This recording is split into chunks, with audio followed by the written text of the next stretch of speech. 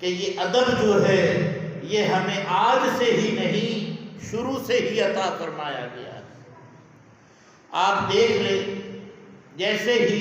حضرت سیدنا آدم علیہ السلام کو تخلیق کیا گیا اور آپ کا وجود مسعود ابھی پڑا ہے تو رب تبارک و تعالیٰ نے فرمایا اے میرے ملائکہ سنو، تم میرے اس آدم کو سجدہ تعظیمی کرو۔ جب سجدہ تعظیمی میں سارے کے سارے فرشتے چلے گئے اور وہ کیسے چلے گئے کہ انہوں نے یہ نہیں سوچا ایک لمحے کے لیے بھی کہ ہم کیا کر رہے ہیں، ہم تو معبود حقیقی کو سجدہ کرتے ہیں،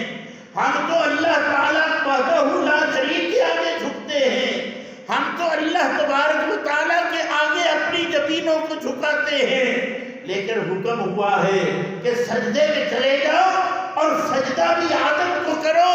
یہ اللہ نہیں ہے، یہ اللہ کا